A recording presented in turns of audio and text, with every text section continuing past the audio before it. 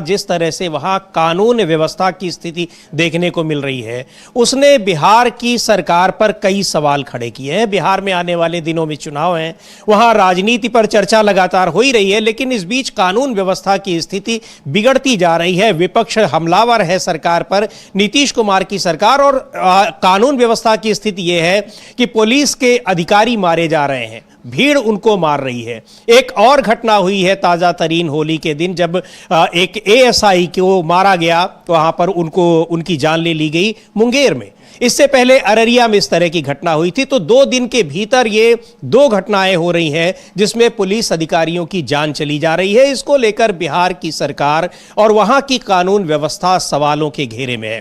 ताजा घटना है कि जिसमें एक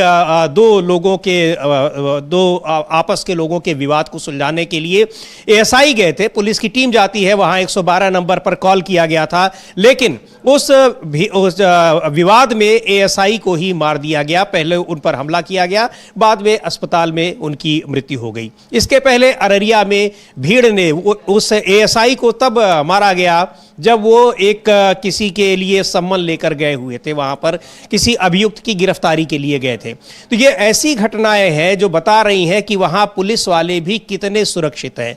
विपक्ष का यही कहना है, और वहां पर जो तमाम सामाजिक संगठन है वो यही बात कह रहे हैं कि जिस राज्य में अगर पुलिस भी सुरक्षित नहीं है, तो वहां पर 2 लोगों को सुरक्षा देने वाली पुलिस खुद सुरक्षित नहीं है, तो वो कितना सुरक्षा दे पाएगी। इसको लेकर सवाल उठ रहे हैं। बहरहाल जो ताजा घटना है, मुंगेर की घटना है, उसमें क्या कहा है वहां के पुलिस अधिकारी ने, पुलिस अधीक्षक ने उस घटना के बारे में जो जानकारी दी है उसको सुनवाते हैं, और आपको वहां पर कि मुंगेर में किस तरह से पुलिस अधिकारी जो विवाद सुलझाने के लिए गए थे उन पर हमला हुआ और बाद में उनकी मृत्यु हो जाती है। सुनते हैं वहां के मुंगेर के एसपी वो क्या कह रहे हैं। पुलिस अधीक्षक: आज मुफस्सिल थाना अंतर्गत देर शाम में संध्या को सूचना मिली है 112 पे कि नंदलालपुर गांव में एक रणवीर कुमार का परिवार शराब पीकर के हल्ला हंगामा कर रहा है। तो सूचना के सत्यापन के लिए एएसआई संतोष कुमार सिंह डायल 112 में जो कार्यरत है वो अपनी टीम के साथ मौके पे पहुंचे। मौके पे पहुंचने के बाद जो रणवीर कुमार हैं और उनके पूरे परिवार के द्वारा एकजुट होकर के इन पे हमला कर दिया गया। इनके सर पे वार किया गया है और इनको गंभीर चोट आई है, जिसके बाद इनको इलाज के लिए सदर अस्पताल लेके गए और यहाँ से इनको रेफर कर दिया गया है पटना के लिए, जहाँ इनका इलाज चल रहा है। इसमें इनका पूरा परिवार एकजुट होकर जो हमला किया है वो घर छोड़ के फरार है। पूरी टीम हम लोगों की लगी हुई है। इसमें जो भी अभियुक्त है उनको जल्द से जल्द गिरफ्तार किया जाएगा। तो ये मुंगेर के पुलिस अधीक्षक थे सैयद इमरान मसूद, बता रहे थे किस तरह से वहां पर उन पर हमला किया गया, उसके बाद अस्पताल में उनकी मृत्यु हो गई एएसआई संतोष कुमार सिंह की। और इससे पहले अररिया में भी इस तरह की घटना है। मुंगेर की इस घटना को जो वहां के चश्मदीद हैं उनका क्या कहना है। वहां के एक चश्मदीद हैं, वो बता रहे हैं कि किस तरह से ये पूरी घटना हुई आपस के 2 लोगों के बीच में, और आखिरकार उसमें एएसआई संतोष कुमार को अपनी जान गंवानी पड़ी। तो सुनते हैं, प्रदीप कुमार यादव हैं जो वहां के चश्मदीद हैं, उस घटना के जिन्होंने देखा, उस घटना के बारे में वो बता रहे हैं कि क्या कुछ हुआ उस समय जब ये विवाद हो रहा था और उसको सुलझाने के लिए एएसआई संतोष कुमार पहुंचे हुए थे। उतना पहले से कोई पता नहीं था। हम तो थे भी नहीं यहाँ पर घर में। मेरे बच्चे थे, परिवार थे, और हम तो बेनीपुर में बैठे हुए थे अपने दोस्तों के साथ, अभी से लेते। तो मेरा बेटा गया, सर फटा हुआ था, बोला पापा हमको मार दिया, मम्मी को भी मारा है, हमें चाचा को भी मारे हैं। तो हम बोले कि तो चलो पहले प्रशासन को जाते हैं थाना। तो थाना पर हम गए, तो थाना पर हमको बोले कि जाओ ठीक है, प्रशासन पहुँचेंगे वहाँ पर, आपका मामला वहाँ पर देख लेगा। तो वो पी के गाली ही दे रहा था। प्रशासन बोला तुम लोग जाओ, हम उसको समझा देते हैं। हम लोग अपना घर आए, वो गए, तो उतने में देखते कि हड़बड़ा करके यहाँ घर के चले। तो आप पर देखे, हम तो बाद में आए, हम तो बाद में फिर पूरी तरह से वो बाद में जब आए ना प्रशासन, हम देखते कि घायल उठा करके फिर उसको गाड़ी में रखा हॉस्पिटल में। तो इसको लेकर आरोप लग रहे हैं बिहार में जंगल राज, और बिहार को लेकर जिस तरह से मुख्यमंत्री नीतीश कुमार ये कह रहे हैं कि बहुत कुछ उनके कार्यकाल में हुआ है, सब कुछ उनके कार्यकाल में हुआ है। हमने 2 दिन पहले आपको इसी ब्रेकिंग में सुनवाया था कि किस तरह से बिहार विधानसभा में इस बात को लेकर गहमागहमी हो गई आरजेडी और जेडीयू में, यानी आरजेडी की नेता राबड़ी देवी में जो कि मुख्यमंत्री रह चुकी हैं, और जेडीयू के नेता मुख्यमंत्री नीतीश कुमार के बीच। नीतीश कुमार का कहना था कि बिहार बिहार में सब कुछ उनके शासनकाल में हुआ है, उसके पहले कुछ नहीं हुआ था। लेकिन ये लगातार जिस तरह से ये घटनाएं हो रही हैं और पुलिस अधिकारियों की उसमें जान जा रही है, उसको लेकर बड़े सवाल उठ रहे हैं। इसके अलावा तमाम दूसरे मुद्दों पर सवाल पहले भी उठते रहे हैं। कानून व्यवस्था को लेकर बिहार सरकार जिस तरह से अब नाकाम हो रही है, विपक्ष की भाषा में कहें, ये चुनावी साल को देखते हुए ये सरकार का खासतौर पर नीतीश कुमार के लिए ये कितना बड़ा नुकसान है। और लगातार वो घिरे हुए हैं नीतीश कुमार के ऊपर ये भी आरोप लग रहे हैं कि वो दबाव में काम कर रहे हैं। और तेजस्वी यादव की माने तो उनका ये कहना है कि नीतीश कुमार का मानसिक संतुलन भी ठीक नहीं है, स्वास्थ्य की दृष्टि से भी वो कमजोर है, उनको इस्तीफा दे देना चाहिए। अब इस तरह की जो घटनाएं हो रही हैं अमलेंदु जी, उसको लेकर क्या लगता है कि क्या अब नीतीश कुमार के ऊपर और भी ज्यादा दबाव बनेगा और इस दबाव का फायदा भारतीय जनता पार्टी भी लेने की कोशिश करेगी? देखिए समीर जी, एक तो भारतीय जनता पार्टी इसका फायदा लेने की कोशिश करेगी, लेकिन भारतीय जनता पार्टी के ऊपर भी सवाल हैं, क्योंकि सरकार में भारतीय जनता पार्टी भी शामिल है और ज्यादा मंत्री भारतीय जनता पार्टी के हैं। तो कानून व्यवस्था के मोर्चे पर बीजेपी के जैसे और राज्य सरकारें फेल हैं, उसी तरीके से एनडीए की बिहार सरकार भी बुरी तरीके से फेल है। और बिहार में जंगल राज, इसको विपक्ष कह रहा है कि बिहार में जंगल राज आ चुका है और नीतीश कुमार बुरी तरीके से फेल हो रहे हैं। तो ये अकेले नीतीश कुमार का फेल्योर नहीं है, ये पूरे एनडीए सरकार का फेल्योर है। समीर जी, 10 दिनों के अंदर 2 एसआई की जान चली जाना और भीड़ के द्वारा घटनाओं में चले जाना, ये कानून व्यवस्था पर सीधे सीधे सवाल खड़े करता है। तो ये एक तरीके से देखा जा सकता है कि बिहार में निश्चित तौर पर जंगल राज जंगल राज आ चुका है, क्योंकि अगर पुलिस पे हमले हो रहे हैं और सरकार की तरफ से इस पे मौन है एकदम। 2 बड़ी घटनाएं हो गई और सरकार मौन है। तेजस्वी यादव इस पे लगातार सवाल उठा रहे हैं, विपक्ष के और लोग तमाम सवाल उठा रहे हैं। कांग्रेस ने आज जबरदस्त हमला बोला है, कहा है कि बिहार में जंगल राज है और सरकार जो है किस तरीके से फेल हो गई है। कांग्रेस ने ट्वीट किया है, वो भी हम दिखाएंगे कि कांग्रेस ने क्या कहा है। तो ये समीर जी, जिस तरीके से बढ़ रही है वारदात, और आप देखिए किस तरीके से गैंगवार जो खुलेआम हो रही है, और गैंगवार होने के बाद एक गैंग का आदमी जो है वो बाकायदा अपना इंटरव्यू दे रहा है मीडिया पर। तो ये सारी चीजें जिस तरीके से हो रही है, तो बिहार में जंगल राज है, ये अब साबित हो रहा है। और विपक्ष के आरोप जो हैं उसका जवाब क्या नीतीश कुमार दे पाएंगे कि नहीं दे पाएंगे, और बीजेपी इसका जवाब दे पाएगी नहीं दे पाएगी, ये आने वाला समय बताएगा। जी बिल्कुल, लेकिन ये गंभीर मुद्दा है कि सरकार की खामोशी, चूंकि उस पर सरकार की प्रतिक्रिया नहीं आ रही है, लेकिन पुलिस में भी इस बात को लेकर नाराजगी है। एक बार देखेंगे कि पुलिस के एसोसिएशन के, जो बिहार में पुलिस एसोसिएशन है, उसके अध्यक्ष हैं मृत्युंजय कुमार सिंह, वो क्या कह रहे हैं इस घटना पर। और ये जो लगातार बैक टू बैक जो 2 घटनाएं हो रही हैं कि अलग अलग जिलों में पुलिस के अधिकारियों की मौत हो रही है इन घटनाओं में, इन क्लैशेस में, इन विवादों में, उसको लेकर उन्होंने क्या कहा है? काफी दुखद घटना है। मुंगेर जिला के मुफस्सिल थाना के जो नंदलालपुर ग्राम है, 2 पक्षों में मारपीट की सूचना पर एएसआई संतोष कुमार सिंह के आरक्षी के साथ वहां जाते हैं। एक पक्ष के द्वारा उसी विवाद क्रम में इन पर सर पर रड से हमला कर दिया जाता है। गंभीर रूप से जख्मी होते हैं, इलाज के लिए पटना पारस हॉस्पिटल आते हैं। इलाज के दौरान लगभग 3 बजे रात्रि में इनकी मृत्यु हो जाती है। ये घटना काफी दुखदायक है। घटना में शामिल 2 व्यक्तियों की गिरफ्तारी हुई है और साथ ही इसमें और कौन घटना में शामिल है पुलिस को चिन्हित करना है और ऐसे व्यक्तियों को स्पीडी ट्रायल के सजा देने की जरूरत है। ये संतोष कुमार सिंह अभी एएसआई जुआ भी थे और रोहतास के रहने वाले थे। इसी तरह अब 2 दिन पहले अररिया जिला में भी एक घटना घटी थी। वहां पुलिसकर्मी अपराधी गिरफ्तार करने गई थी। गिरफ्तारी के उपरांत ग्रामीणों द्वारा हमला किया गया है और धक्का मुक्की क्रम में एक एएसआई की गिर गई और हार्ट अटैक से मृत्यु हो गई। यह चिंता का विषय है। आखिर ऐसी घटनाएं जो घटित हो रही है, कानून के पुलिसकर्मी जो हाथ अपने जो है उनका विरोध कर रहे हैं और अपने जनता कानून हाथ में ले रही है, इस पर चिंतन का विषय है। हम पुलिसकर्मी जो है इस पर समाज के हिस्से हैं, किसी के परिवार, किसी के भाई, किसी के बेटा, किसी के संबंधी, सोचना चाहिए पुलिस पब्लिक से बेहतर संबंध हो, पुलिस को सपोर्ट करना चाहिए, न कि पुलिस पर हमला करना चाहिए। और ऐसी घटनाएं अगर घटित अगर हो रही है तो निश्चित तौर पर पुलिस मुख्यालय, सरकार, जिला के एसपी, पुलिसकर्मियों को सोचना चाहिए और कैसे ऐसे घटनाएं नहीं घटित हो। लगातार इस तरह के घटना घट रहे हैं, आए दिन ये घटना है, क्योंकि पुलिस पर सूचना मिलती है कि हमला किया था। उसको लेकर आप लोग एसोसिएशन है वो किस तरीके का उसको लेकर? देखिए, एसोसिएशन के लोग मर्माहत है। पुलिसकर्मी तो कर्तव्य पथ पर डटे हैं। आज होली है, सारे लोग शांति से होली मना रहे हैं, कल भी मनाए हैं। पुलिस विभाग के पुलिसकर्मी एक ऐसे हैं कि 24 घंटा ड्यूटी करते, पर्व हो, त्योहार हो, हर विषम परिस्थिति में, कोरोना में भी देखे प्राणों की आहुति दिए हैं। तो वैसे पुलिसकर्मियों को तो समाज के लोगों द्वारा सपोर्ट सहयोग करना चाहिए। और हमला होना चिंता का विषय है और चिंता का विषय कि इसका कैसे हमला नहीं हो, पुलिस पब्लिक के फ्रेंडली संबंध होना चाहिए। संबंध के साथ पुलिस कर्मी किसके लिए है, जनता को सोचना चाहिए, उसी के लिए ना, अपना परिवार छोड़कर, पर त्योहार छोड़कर आपकी सुरक्षा के लिए तो सपोर्ट करने की आवश्यकता है। लेकिन साथ ही ये बताना चाहता हूँ, जो अभयानंद जी के समय में स्पीडी ट्रायल था उसको और गति देने की जरूरत है। कोई व्यक्ति कानून अगर तोड़ता है, अपराधी ये गिरफ्तार होता है, स्पीडी ट्रायल की सजा होनी चाहिए, तब लोगों में और भय जाएगा। क्योंकि अगर केस विलंब से चलता रहेगा, सजा से विलंब से होगा, तो लोगों के मोराल पर थोड़ा सा उसका असर दूसरा पड़ता है। बढ़िया अधिकारी से चीज को लेकर वो बात करेंगे। निश्चय, हमें डीजीपी साहब को फोन लगाया था, अभी संवाद नहीं हुआ वहाँ के एसएसपी। तो बिहार में जंगल राज, ये आरोप लग रहे हैं। कांग्रेस पार्टी ने ट्वीट किया है और जबरदस्त इन घटनाओं को लेकर बिहार की नीतीश सरकार को घेरा है। एक बार देखेंगे कांग्रेस पार्टी के आधिकारिक ट्विटर हैंडल से क्या लिखा गया है। और इसमें लिखा जा रहा है कि बिहार में, सीधे यही शुरुआती लाइनें हैं कि बिहार में जंगल राज। बिहार के मुंगेर में होली के दिन सरेआम एक पुलिस अधिकारी की बेरहमी से हत्या कर दी गई। वहीं इससे पहले 13 मार्च को बिहार के अररिया में एक पुलिस अधिकारी को पीट कर मार डाला गया था। जिस राज्य में पुलिस ही अपराधियों से सुरक्षित ना हो, वहां आम जनता भला कैसे सुरक्षित रहेगी।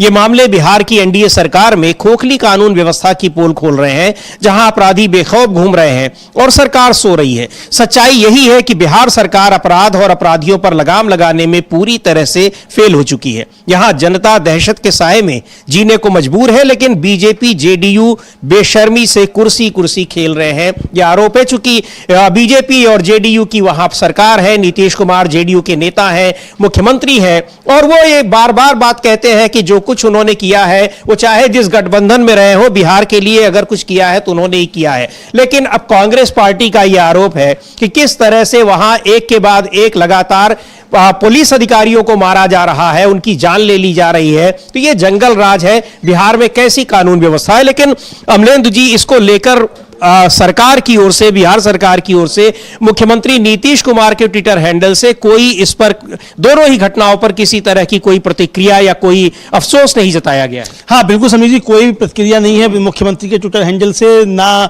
किसी और बड़े सरकार के नेता की तरफ से कोई प्रतिक्रिया नहीं है। और जो हम लोगों ने बिहार पुलिस एसोसिएशन के अध्यक्ष मृत्युंजय कुमार सिंह को सुनवाया, वो लगातार ये सवाल उठा रहे हैं कि ऐसी घटनाएं क्यों हो रही हैं, बढ़ रही हैं घटनाएं। यानी पुलिस एसोसिएशन जो समीर जी वो लाचार नजर आ रही है। आखिर क्यों लाचार नजर आ रही है? इसका मतलब ये है कि अपराधियों का सरकार पर कब्जा हो चुका है। लेकिन समीर जी, दुख की बात यह है कि कांग्रेस तो दिल्ली में बैठकर इस घटना को ले रही है और सवाल उठा रही है कि सरकार सो रही है, लेकिन वहां जो नेता विपक्ष है तेजस्वी यादव, वो भी सो रहे हैं। सब होली के बाद त्योहार मना रहे हैं, वो भी सो रहे हैं। उनकी तरफ से अभी इस पर कोई प्रतिक्रिया नहीं आई है, उनके ट्विटर हैंडल पे कम से कम नहीं है। वहां उन्होंने किसी मीडिया से कुछ बात की हम कह नहीं सकते। हालांकि उन्होंने काशीराम जी की जयंती पर उनको याद किया है अभी 40 मिनट पहले, लेकिन 40 मिनट पहले जब काशीराम जी को याद कर रहे थे, इस घटना पर भी प्रतिक्रिया तेजस्वी यादव की आनी चाहिए थी। नेता विपक्ष आप हैं, मुख्यमंत्री बनने की दौड़ में आप शामिल हैं, महागठबंधन आपके नेतृत्व में चुनाव लड़ेगा, तो आप क्या कर रहे हैं? तो ये सवाल तो ये उठता है स्वामी जी, निश्चित तौर पर विपक्ष से भी सवाल तो उठते हैं कि अगर इस तरह की घटनाएं हो रही हैं और कांग्रेस अगर दिल्ली में बैठकर इस घटना को लेकर हमलावर है, तो वहां बैठे हुए तेजस्वी यादव पटना में बैठे हुए वो क्या कर रहे हैं? अभी तक सो के नहीं उठे हैं क्या? देर से सो के उठते हैं, देर से सो के उठेंगे तब इस पर कोई प्रतिक्रिया देंगे। लेकिन कानून व्यवस्था किसी राज्य के लिए सबसे गंभीर मसला है। आप काशीराम जी को याद करना बहुत अच्छी बात है, याद करना, लेकिन आप इतने गंभीर मसले पर खामोश क्यों हैं? क्यों सवाल नहीं उठा रहे हैं? ये सवाल तो तेजस्वी यादव से भी बनता है समीर जी। जी बिल्कुल, ये सवाल बनता है और तेजस्वी यादव जो वहां पर विपक्ष के नेता भी हैं, उनकी तरफ से भी इस पर कोई प्रतिक्रिया नहीं आई है। लेकिन ये हम स्क्रीन पर जो देख रहे हैं कांग्रेस पार्टी की प्रतिक्रिया, बिहार में जंगल राज, सीधे इसी तरीके से उस पूरी घटनाओं का विवरण दिया है कांग्रेस पार्टी ने अपने इस ट्विटर हैंडल पर, और यह कहा है कि वहां लगातार 2 अधिकारियों को मार दिया जाता है। यह किस तरह का जंगल राज वहां पर चल रहा है। बिहार सरकार को उन्होंने जमकर घेरा है कांग्रेस पार्टी ने। और इस बीच जो अभी जिक्र कर रहे थे अमलेंदु जी की, विपक्ष के नेता तेजस्वी यादव का भी उस पर कोई प्रतिक्रिया नहीं आई है। और बीएसपी के संस्थापक दलित नेता कांशीराम की जयंती पर उनको याद किया है। कांशीराम की जयंती पर उनको तमाम दूसरे नेताओं ने भी याद किया है, कांग्रेस पार्टी के नेताओं की तरफ से भी उनको श्रद्धांजलि दी गई है आज उनकी जयंती पर। लेकिन इस जयंती पर बीएसपी नेता मायावती ने भी उनको श्रद्धांजलि दी है और एक बड़ी बात कही है अमलेंदु जी, उसका जिक्र हम लोग करना चाहेंगे कि उन्होंने इंडिया गठबंधन की या जो पॉलिसी है या उनका एजेंडा है या उनकी जो डिमांड है, उसमें उन्होंने एक तरह से हाँ में हाँ मिलाया है और कास्ट सेंसस को लेकर उन्होंने कहा है कि उस पर उनका समर्थन अपना जताया है। कहा है कि कास्ट सेंसस यानी जाति जनगणना होनी होनी चाहिए, जिसको लगातार हम लोग देख रहे हैं कि उसको लेकर समाजवादी पार्टी या फिर आरजेडी और खासकर कांग्रेस पार्टी, राहुल गांधी उसको लगातार उठा रहे हैं। तो ये एक बड़ा बदलाव मायावती की जो पॉलिटिक्स है पिछले दिनों से हम लोग देख रहे हैं, उसमें ये दिखाई पड़ रहा है। हाँ समीर जी, अब ये पॉलिटिक्स में मायावती जी का ये बदलाव मतलब स्थायी भाव है या फौरी भाव है, ये तो आने वाला समय बताएगा कि ये स्थायी भाव है कि फौरी तौर पे उनको कुछ समझ में आ रहा है। लेकिन समीर जी, एक बात समझ में आ रही है कि उन्होंने जो मायावती जी ने आज अपनी प्रेस वक्तव्य जारी किया है कांशीराम जी को अपनी श्रद्धांजलि देते हुए, उस पर कास्ट सेंसस पर उन्होंने बहुत लंबी चौड़ी बात की है। और एक तरीके से कहा जाए कि उन्होंने जो इंडिया गठबंधन का एजेंडा है उसको ये एक समर्थन के तौर पे देखा जा सकता है। और इसमें महत्वपूर्ण बात यह भी है कि उनका कहना मायावती जी का ये है कि वो कभी अब बीजेपी के साथ नहीं जाएंगी, अब कभी बीजेपी के साथ नहीं जाएंगी। तो ये एक तरह की घोषणा करना, तो क्या वास्तव में अब मायावती जी जो हैं उनकी समझ में आ गया है कि बीजेपी की बी टीम बनना खतरे से खाली नहीं है, और अब आपका अगर कोई वोटर आपके साथ नहीं रहेगा तो फिर कहां जाएंगे। तो ये लेकर उन्होंने बहुत कही है, उन्होंने जो विज्ञप्ति जारी की है, आप इसको समीर जी बता सकते हैं कि उसमें कास्ट सेंसस को लेकर खासतौर पर उन्होंने जो बात कही है कि वैसे तो देश और उत्तर प्रदेश में भी बहुजन समाज की आबादी 80% से ज्यादा है, और संवैधानिक व कानूनी तौर पर उनके हित व कल्याण अर्थात जनगणना से जन कल्याण की गारंटी सुनिश्चित करने के लिए बाबा साहब डॉक्टर भीमराव अंबेडकर द्वारा संविधान में राष्ट्रीय जनगणना सेंसस का प्रावधान किया है, और जिसका लंबित पड़ा रहना गुड गवर्नेंस कतई नहीं है।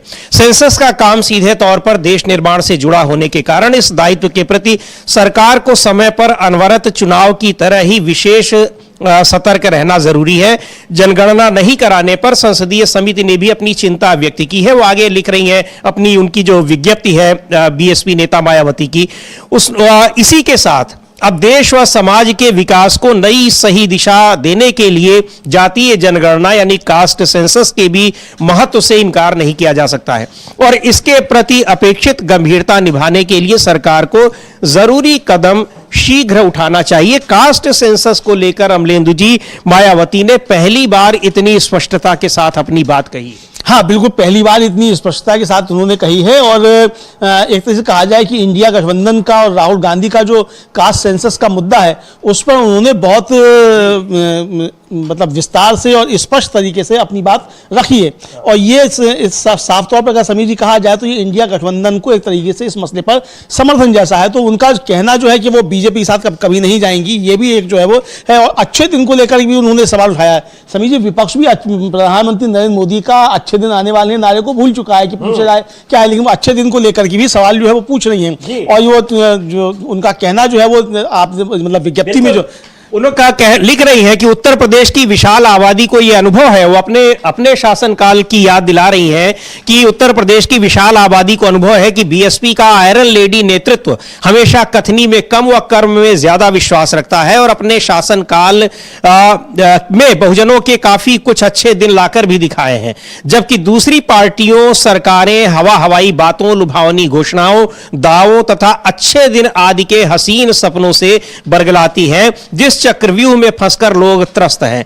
तो ये और जनगणना से जन कल्याण यानी सेंसस मोटो है, जिसकी गारंटी बाबा साहब डॉक्टर भीमराव अंबेडकर द्वारा संविधान में राष्ट्रीय जनगणना सुनिश्चित की है।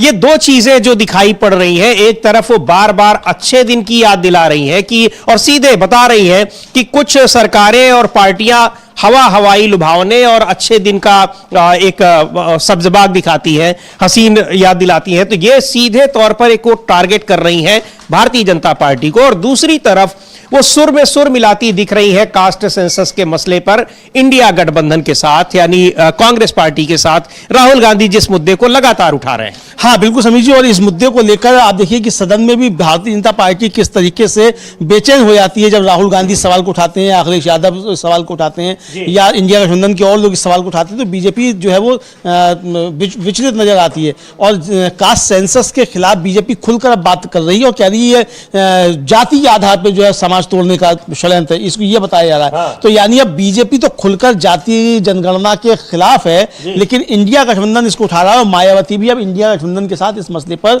खड़ी होती हुई समीर जी दिखाई पड़ रही हैं। और उधर दक्षिण से समीर जी जिस तरीके से चीजें आ रही हैं, और 22 मार्च को जो चेन्नई में बैठक बुलाई गई है विपक्षी दलों की स्टालिन द्वारा, उसमें अब कल पिनराई विजयन ने भी अपना समर्थन दे दिया है और कहा है कि ये जो लोकतंत्र के साथ खिलवाड़ है और स्टालिन का कदम ये महत्वपूर्ण है और हम इसका समर्थन करते हैं। तो ये पिनराई विजयन भी वहां पहुंचेंगे। एक तरीके से समीर जी कहा जाए कि उत्तर और दक्षिण दोनों जगह भारतीय जनता पार्टी तमाम मसलों पर घिरती हुई नजर आ रही है। ये ऐसे मसले हैं जिनकी काट बीजेपी के पास फिलहाल दिखाई नहीं पड़ती है, चाहे वो दक्षिण का मसला हो उसके साथ डिलिमिटेशन वाला, और चाहे जातिगत जनगणना का मसला हो, इस पर भी। जी, और अमलेंदु जी, दक्षिण के साथ डिलिमिटेशन का मसला है ही, भाषा को लेकर भी जबरदस्त विरोध हो रहा है वहां पर दक्षिण भारतीय राज्यों में कि उनके ऊपर हिंदी थोपने की कोशिश की जा रही है। और उत्तर भारत में हिंदी और उर्दू के विवाद को एक कह लीजिए कि उसको हवा देने की कोशिश की जा रही है। लेकिन उर्दू विवाद में कई बार उर्दू हिंदी का जो विवाद है, हालांकि दोनों भाषाएं भारत की हैं, लेकिन फिर भी उसको हिंदुओं और मुसलमानों की भाषा से जब जोड़कर देखा जाता है और बीजेपी के नेता जब इस तरह की बातें करते हैं तो कई बार अपने इस जाल में खुद ही फंसे हुए नजर आते हैं। अमलेंदु जी बताएंगे ताजा तरीन मामला जो राजस्थान का है, बड़ा आप कह लीजिए बड़ा दिलचस्प मामला है वो। आप हिंदी और उर्दू को अलग तो करते हैं, लेकिन आप कैसे कर पाएंगे उसका बड़ा बढ़िया उदाहरण उसमें पेश किया गया। हाँ, इसका बड़ा जबरदस्त नजारा देखने को मिला बीते बुधवार को समीर जी राजस्थान की विधानसभा में। नेता प्रतिपक्ष हैं टीकाराम जूली, उन्होंने जो राजस्थान के शिक्षा मंत्री हैं मदन दिलावर, उन पर बहुत तगड़ा जो है वो तंज कसा। मसला यह था कि मदन दिलावर ने महात्मा गांधी अंग्रेजी मीडियम स्कूल के विदाई समारोह कार्यक्रम के निमंत्रण पत्र जो छपा उसमें उर्दू शब्द लिखे जाने पर एतराज जताया था। इस मामले में कमेटी का भी गठन कर दिया गया और उन्होंने भाषा का घालमेल बताया था। अब इस मसले को उठाते हुए टीकाराम जूली ने कहा कि जब शिक्षा मंत्री के नाम के अर्थ के बारे में उन्होंने पता करवाया तो जानकारी मिली कि मदन के साथ जुड़ा हुआ दिलावर शब्द जो है ये खुद अरबी मूल का फारसी शब्द है। सुन लेते हैं वो विधानसभा की उस कार्यवाही की क्लिप हमारे पास है, उसको हम देखते हैं कि क्या कहा उन्होंने। और दिलावर शब्द जो उनका नाम है उसको बताया उन्होंने कि ये शब्द ही अपने आप में अरबी और फारसी का है, अरबी मूल का फारसी शब्द है। और उसको लेकर तो आप अपने नाम को लेकर क्या कहेंगे? आप उर्दू शब्द पर इतनी आपत्ति है कि आपने वहां उस पर कार्रवाई से हटा दिया जहां निमंत्रण पत्र में लिखा था। खैर, उस पूरे मामले को सुनते हैं क्या कहा और वो विधानसभा में इस शब्द को लेकर, हिंदी और उर्दू के शब्दों को लेकर कितना एक दिलचस्प वाद विवाद हुआ, वो देखने लायक है। हमारे माननीय शिक्षा मंत्री जी स्कूल बंद करने में लगे हुए हैं, लगातार जो इस प्रकार की बातें कर रहे हैं, और उर्दू शब्द से तो इतनी भारी आपको चिढ़ है कि बस पूछो मत। पर मैंने पता करवाया कि दिलावर शब्द का अर्थ क्या होता है, इसकी मूल उत्पत्ति कहां है। तो दिलावर शब्द जो है अरबी मूल का फारसी शब्द है, यह बात मैं बताना चाहता हूं। अब आपको इसके लिए भी हो सकता है कोई कमेटी बैठानी पड़ जाए, ये बात मैं कहना चाहूंगा। आप संविधान से लगातार जो है छेड़छाड़ करने में लगे हुए हैं।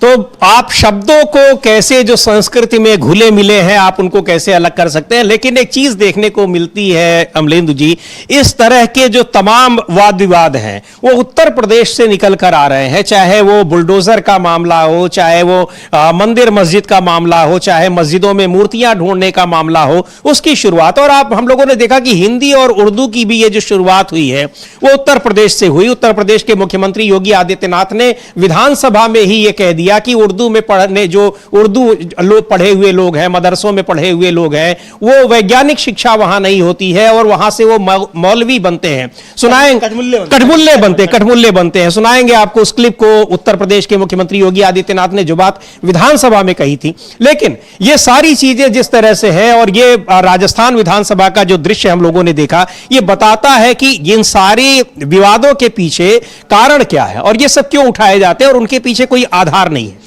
हाँ समीर जी, इनके पीछे कोई आधार नहीं है, सिर्फ आधार एक है कि किस तरीके से जनता का ध्यान जो है वो भटकाया जाए असली मसलों की तरफ से, और जनता को दूसरे मामलों में फंसाकर और पीछे से जो है वो अपना एजेंडा सेट कर दिया जाए। इसी तरीके से होली पे जिस तरीके से माहौल बनाने की कोशिश की गई सत्तारूढ़ दल की तरफ से और खुद शासन सरकार की तरफ से, तो ये समझ में आता है कि ये सब चीज़ें